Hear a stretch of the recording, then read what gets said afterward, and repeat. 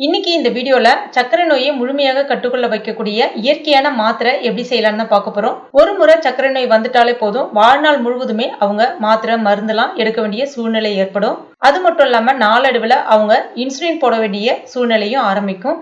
ஒரு பக்கம் சர்க்கரை நோயினால் வரும் பாதிப்புகள் அதிகம் என்றாலும், இன்னொரு பக்கம் அதனால் எடுக்கக்கூடிய அந்த மருந்து மாத்திரைகளால ஏற்படக்கூடிய பாதிப்புகள் ரொம்பவே அதிகம் சொல்லலாம். அது மட்டும் இல்லாம மன ரீதியான பாதிப்புகளும் இவங்களுக்கு அதிகமாகவே இருக்கும். இன்னைக்கு நம்ம சர்க்கரை நோயை உடனடியாக கட்டுக்குள்ள வைக்கக்கூடிய ஒரு அருமையான மாத்திரை எப்படி செய்யறதுன்னு இப்ப பார்க்க ஆரம்பிச்சிடலாம். Welcome to Jose Tamil health and beauty. அதற்கு நான் இன்னைக்கு ஒரு 50 கிராம் அளவுக்கு வெந்தயம் எடுத்திருக்கேன். வெந்தயத்தை வறுக்காதீங்க, எதுவும் பண்ணாதீங்க. வேணும்னா வெயில்ல ஒரு அரை மணி நேரம் வச்சுட்டு அதுக்கப்புறமா மிக்சி ஜார்ல சேர்த்துங்க. டக்குன்னு நல்லா நைஸான பவுடர் ஆகும். அதுக்காக தான் இப்போ இதை நல்லா நைஸான பவுடரை அரைச்சி எடுத்துங்க. சப்போஸ் நைஸா அரைப்படல அப்படின்னா நீங்க சலிச்சிட்டு கூட பயன்படுத்திக்கலாம். இப்போ இது ரெடி ஆயிடுச்சு. இதை நம்ம வேற ஒரு பவுலுக்கு மாத்திக்கலாம். அதுக்கு அடுத்ததா ஒரு பாவக்காய் எடுத்திருக்கேன். இந்த பாவக்காய் சராசரியா ஒரு 150 கிராம் அளவுக்கு இருக்கும். இந்த அளவுக்கு ஒரு பாவக்காய் எடுத்துக்கங்க. இதை கழுவிட்டு சின்ன சின்ன துண்டுகளா கட் பண்ணிக்கங்க. இப்போ இதை மிக்சி ஜார்ல சேர்த்துக்குங்க. கூட தண்ணி குறைவான அளவுகள்ல, நிறைய சேர்த்து அரைக்காதீங்க, குறைவான அளவுகள்ல சேர்த்துட்டு நல்லா நைஸா அரைச்சு எடுத்துங்க. இப்ப அரைச்ச பாவக்காய் விழுத இந்த மாதிரி சேர்த்துக்குங்க. அடுத்ததா அதே மிக்சி ஜார்ல ஒரு 150 கிராம் அளவுக்கு சின்ன வெங்காயம் சேர்த்துக்குங்க. ரெண்டுத்துமே சரியான அளவுகள்ல எடுத்துக்கங்க. அதாவது பாகற்காய் 150 கிராம் எடுக்கிறீங்கன்னா சின்ன வெங்காயம் 150 கிராம் அளவுக்கு எடுத்துக்கங்க. இப்ப இதுல நம்ம ரெடி பண்ணி வச்சிருக்க அந்த வெந்தய பொடியையும் சேர்த்துக்குங்க. சேர்த்துட்டு தண்ணி எல்லாம் எதுவுமே சேர்க்காதீங்க. நல்லா இந்த மாதிரி கலந்து விட்டீங்கன்னா உங்களுக்கு திக்கா மாறி வர ஆரம்பிக்கும். அந்த மாதிரி வெங்காயம் அரைக்கும் போதும் தண்ணியெல்லாம் எதுவும் சேர்க்காம அரைச்சிங்க. ஏன்னா வெங்காயமே நீர் விடும் நல்லா.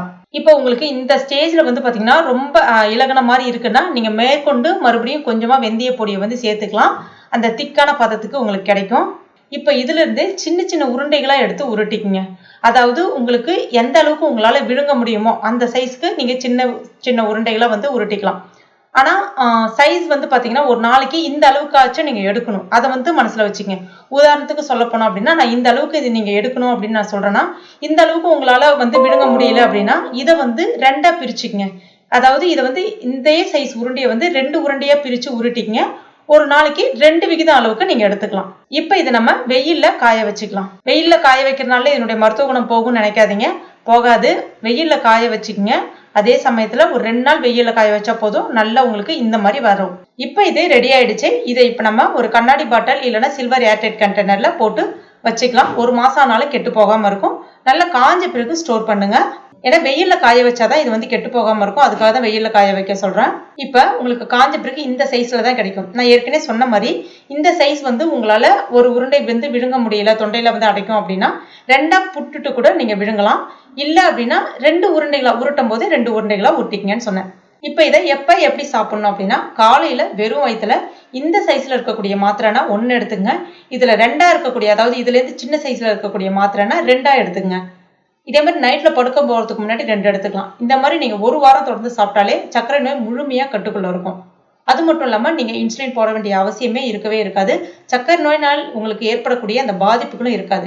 எவ்வளவு நாளைக்கு சாப்பிடலாம்னா தாராளமா எவ்வளவு நாள் வேணாலும் சாப்பிடலாம். இது முழுக்க முழுக்க இயற்கைன்றதுனால உங்களுக்கு எந்த விதமான பக்க விளைவும் ஏற்படுத்தாது. பொதுவாகவே நம்ம மருந்து மாத்திரைகள் அதிகமா எடுத்தோம்னா பக்க விளைவுகள் வரும். ஆனா இது இயற்கைன்றனால உங்களுக்கு எந்த விதமான பாதிப்புமே ஏற்படுத்தாது.